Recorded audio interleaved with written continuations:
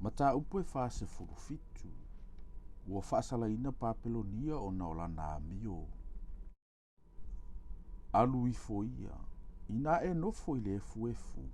O oele tau pou le tamateine a papelonia. Ina nofo i le ele. Ele eise nofo ali. O oele tamateine a kaletaia. Awai le to e ta ua oi. O le ua tino vai ma le whaapelepeleina. Tango ia i maa oloma e olo falawa. Sue lo ia ufimata. Angini a e ia le ofu la e. Faali lo vai. Asa atu i vai tafe. E faalia lo tino. E va aia fo i lo ma. O te taui masui. O te le mawhai.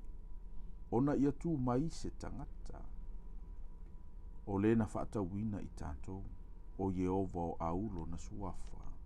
O le pa ia o Israelu. No fo whaalolongo ia. Ma e alu i le pouri uli. O oele tamateine a kaletaia. A waile to e ta ua oe. O le tamaitai e pule i malo. Na uti ngā i lo unu. Na o whaatanga ina lo utofi. Na o tu ina atu i lantou i lo lima.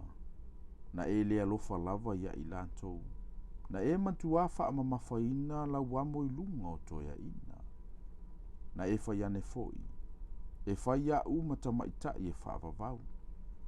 O lea, na e le mawhauwhau ai i nei mea. Wa e le manatua le i unga o ia mea. O le nei. Whaalongo mai ia i le nei mea. O oe le sa oloto i mea le tino. O le nofo whaatala noa. O le whaifo i lo lava loto. Wana o au. Ai le ai lava se tasi. O te le nofo o le whawhine ua oti lana tane. O te le iloa o nā au whānaua. E o mai lava ia te oe nei mea e lua. E whaafua se i le aso e tasi. O le au whānaua ma le oti o lautane. E ui lava i le tele o au tonga fiti whaataula itu. Ma le malosi o au a pere e matua o mai lava ia te oe. Ua e whaatuatua fo i lo leanga. Ua e whaiane. E le aise i loa mai au.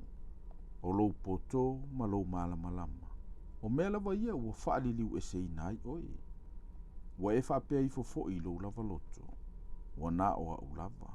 Ai le aise tasi. O le mele o mai aile leanga ia te oe. E te leilo o na ngā fua o lo nata. E pa ui o lunga le malaia. E te le mawhai aiso na tongi ola. E o mai fo i a te oe le whaatafuna ina e whaafua sei. E te leiloa. Ia e whinau iau a pere ma le tele o autonga fiti whaataula aitu. Wa e lailoa ai talu ina e iti. Ai lava ua o ngā i a te oe. Ai lava e te whaamatau mai ai. Wa tinga ina oe i le tele o filifilinga. Se itutu mai oe vai le langi. Oe va ai fetu. Oe i ite i ona pole masina whaato ava aia. Malantou whaola ina oe i meo le a o ia te oe. Whaauta. E avea i lantou e pei o tangutungutu o saito. E susunu ina i lantou i le afi. E le lavea ina i lantou ai le malosi o le mumu o le afi. E le aise malala ola e mumulu ai. Po o se afi e nofo atu ai i ona luma. E whaapea lava ia te oe o i lantou ua e lailo ai. Oe ua whaatau ma oe talu ina e teine ititi. E taitasi maalu ilo na lavala. E le aise na te whaola ia te oe.